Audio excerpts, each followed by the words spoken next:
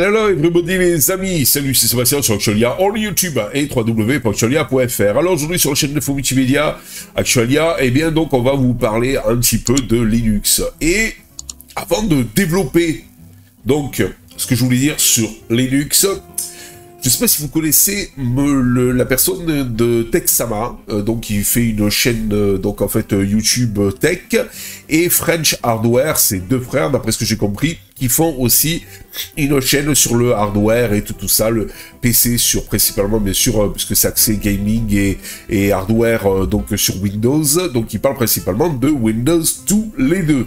Et malgré tout, eh bien, à un moment donné, ils ont un peu pesté sur une autre chaîne, parce qu'il y a un des deux frères avec le youtubeur de Techsama, qui, donc, sont sur la RTBM, je crois, enfin, un truc comme ça, la chaîne YouTube, et donc, ensemble, ils font une petite émission à chaque fois, et là, ils pestaient un petit peu sur la pub qui pourrait arriver un peu plus omniprésente des services promotionnels de Monsieur Microsoft sur Windows, voilà, tout simplement, sous forme de badge, soi-disant, et tout, etc. Bon, en fait, c'est pas de ça que je vais vous parler, c'est qu'à un moment donné, il disait, oui, si les messages d'erreur, donc, sont en même temps que les badges, donc, de chez Monsieur Microsoft pour nous dire, ouais, il faut enclencher OneDrive, ouais, il faut mettre le pack Office, ouais, il faut tout ça, voilà. Les gens risquent d'être perdus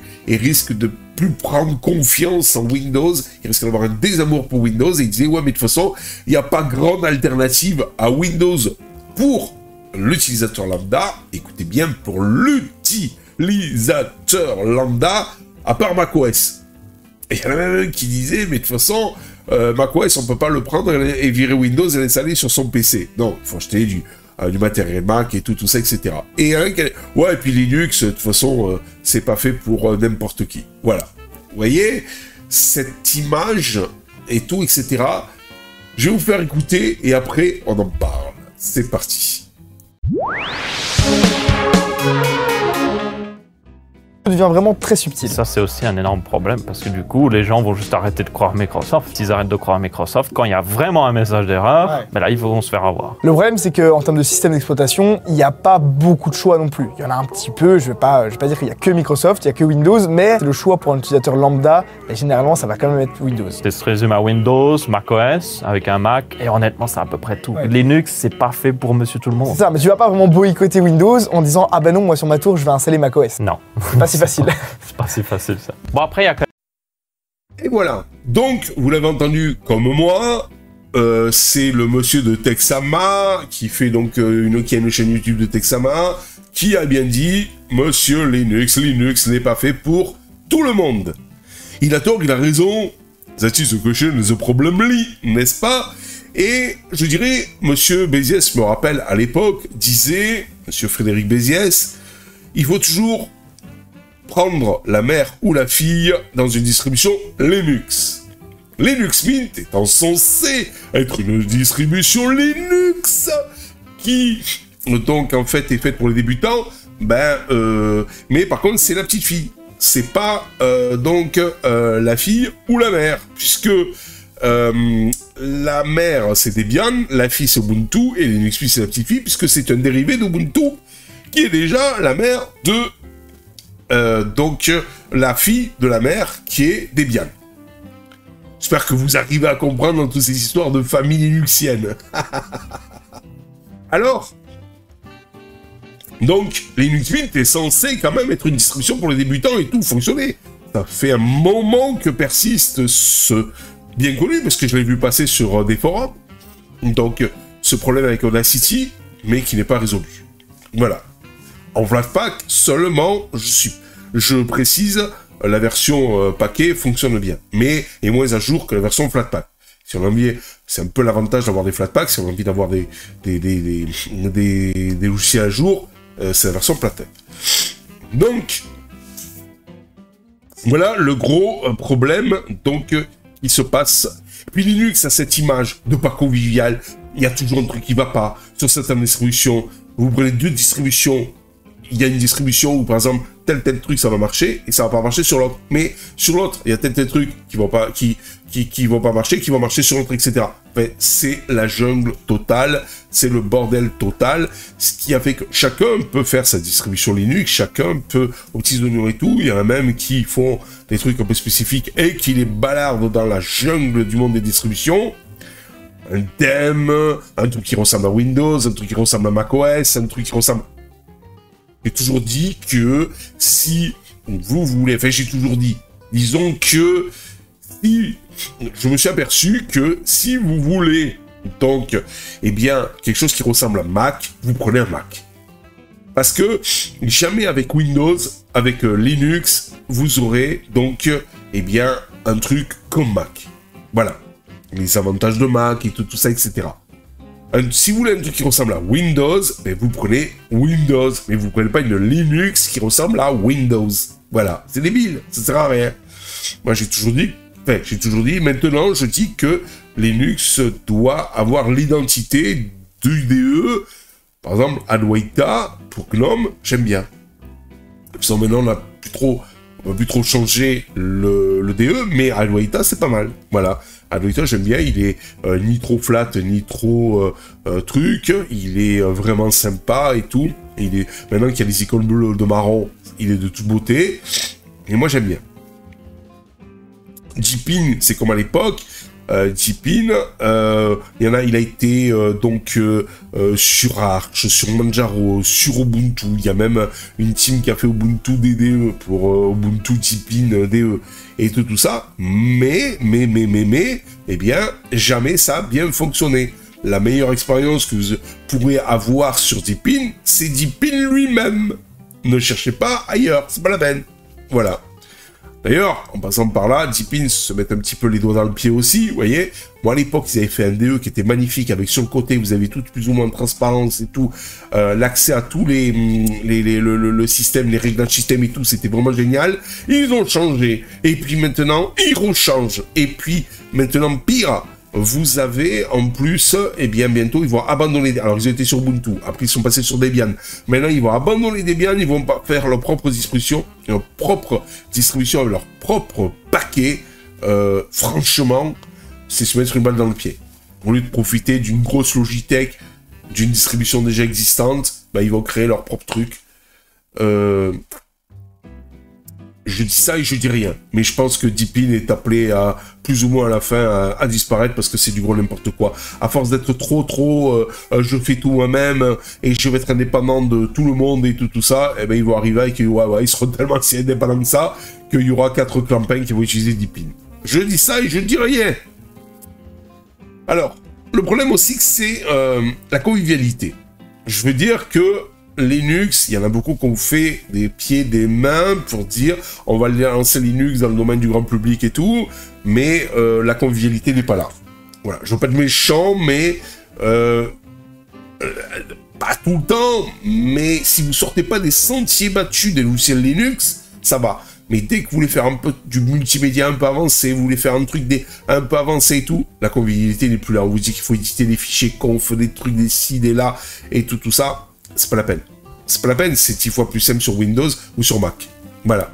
Il y a des gens d'ailleurs qui payent très cher pour avoir un Mac, pour se dire je serai à peu près tranquille et ça sera assez simple d'utilisation.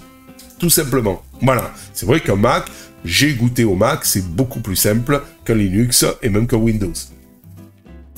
Mais Windows, c'est que Windows, dans l'installation de logiciels, c'est quand même assez simple. Mais par contre, sortir de tous les... En fait, pour s'en sortir dans tous les paramètres, des ci, des ça, les sous-trucs et tout, c'est pire que KDE. Voilà. C'est ça un petit peu le revers de la médaille. Mais Mac, ils ont fait du truc simple, stable, fiable et de qualité. Ça, c'est quand même pas mal. Voilà.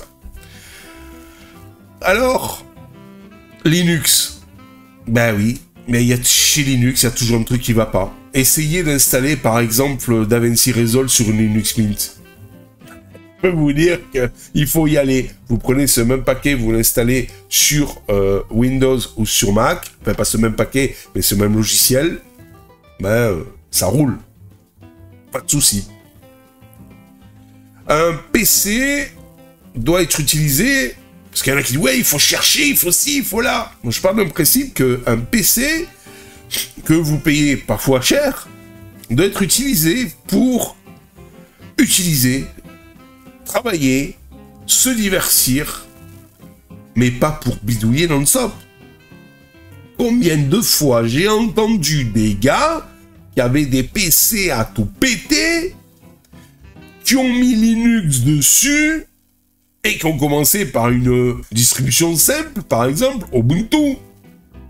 Mais combien de fois sur les Discord de l'époque, ou même sur des forums de maintenant, les mecs disent par exemple, ouais, bah je suis sur Ubuntu, je suis sur Mint, bah tout marche bien sur mon PC, je me fais chier, bah tiens, je vais aller sur Arch.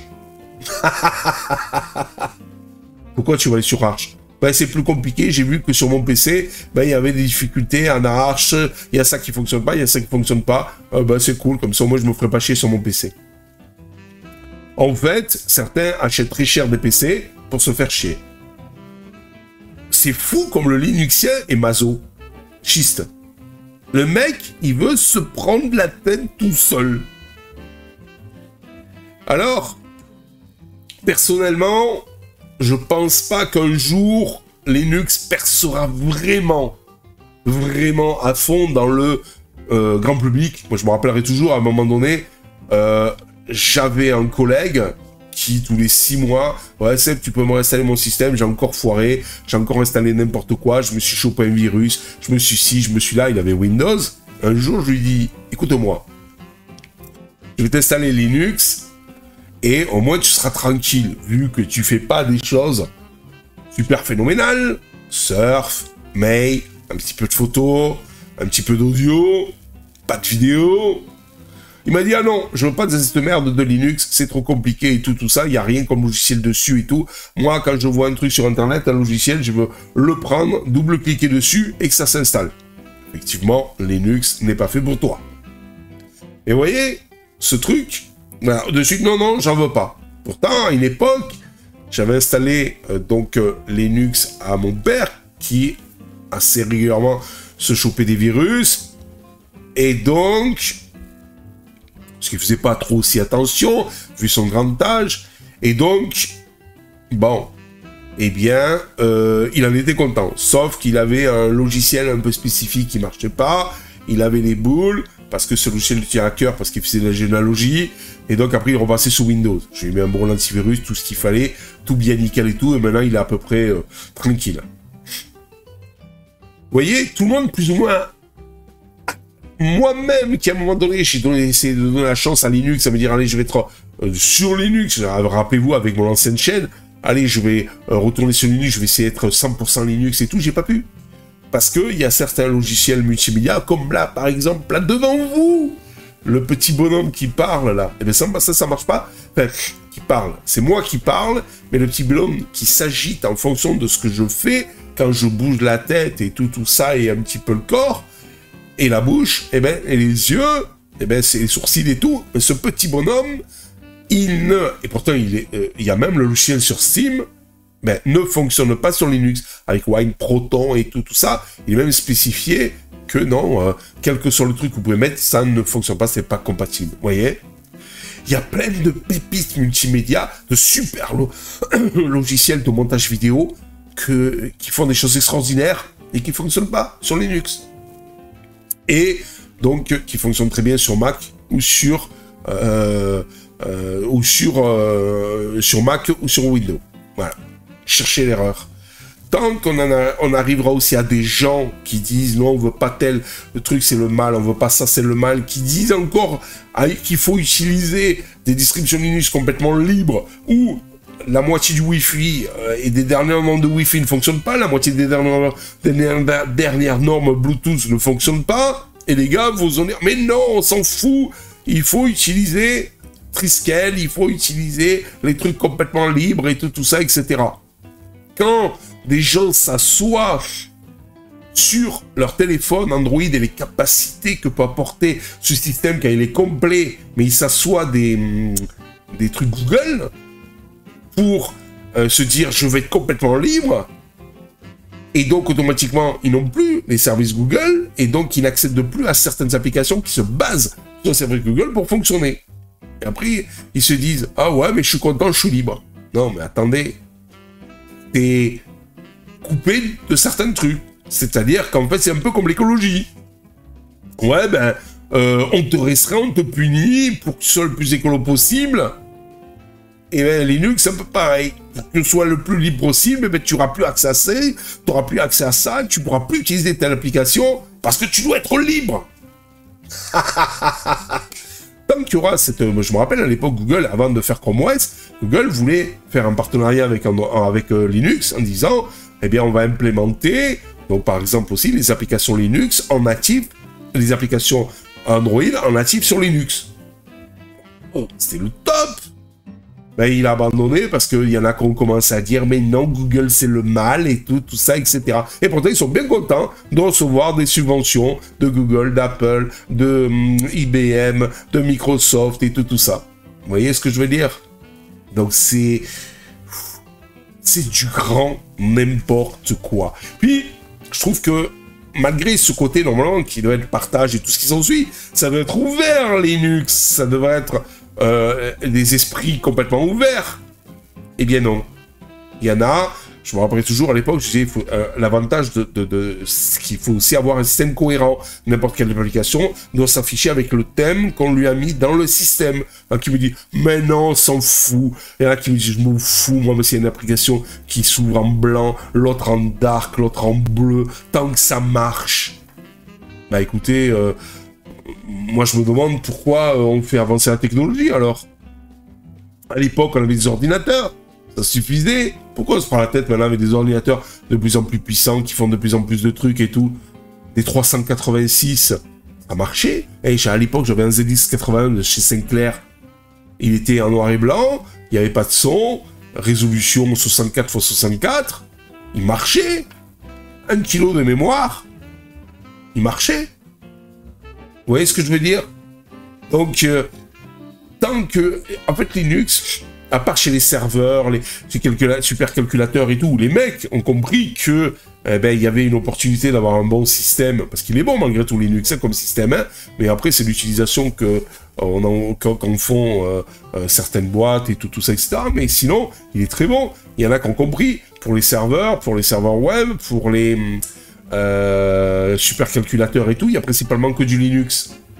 Ou alors même des mecs pour faire du pognon dans les box et tout ça, Android, il avait compris Google. Et il a pris le noyau, et après il a fait son écosystème dessus. Parce que Linux à la base c'est un noyau. GNU Linux, après GNU c'est les applicatifs, la surcouche par-dessus. Donc conclusion, il y en a qui ont trouvé l'opportunité, ils ont dit ouais ben voilà, impeccable. Vous voyez? Et comment il y en a qui ont trouvé l'opportunité de tout simplement, faire de belles choses avec Linux, et à côté de ça, pour respecter certains libristes archaïques sortis des cavernes, on se restreint un maximum et on ne fait pas évoluer Linux. Tant qu'il y aura cet esprit-là, ça n'avancera pas.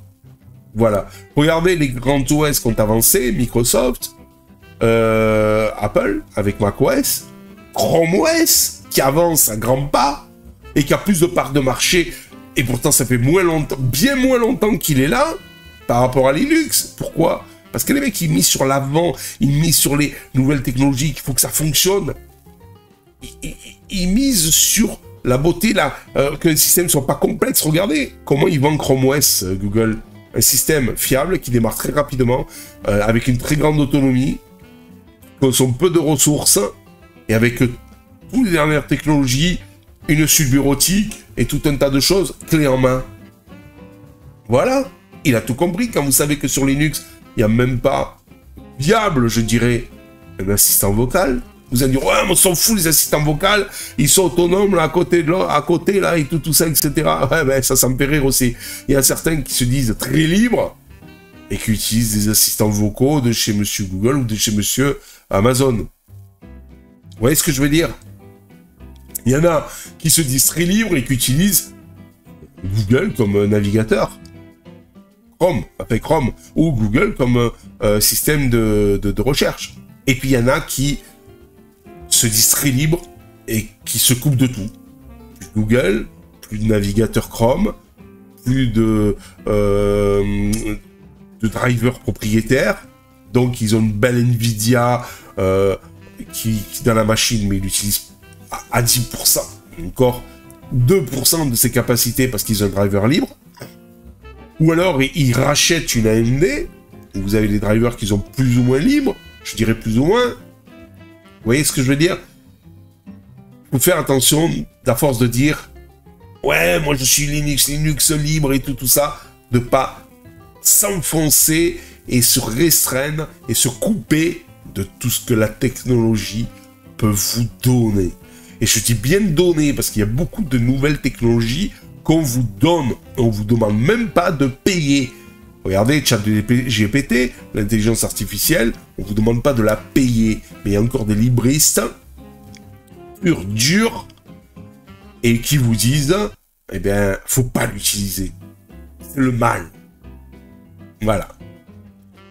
Moi, je pars d'un principe que les nouvelles technologies me plaisent énormément, et je suis là-bas devant les nouvelles technologies, ça me plaît beaucoup, et je vais pas par cette idéologie à la con me couper de tout ça. Voilà. Je dis bien qu'il faut vivre avec son temps, même si je trouve que la société évolue de plus en plus mal de nos jours. Voilà. Je le vois, hein, même sur les réseaux sociaux et tout ça, c'est horrible. Les gens sont de plus en plus méchants, sont de plus en plus... je sais pas. Mais en tout cas... c'est pas top tout ça. Allez, je vous dis ciao pour une prochaine vidéo. On se retrouve sur Actualia. Bye bye.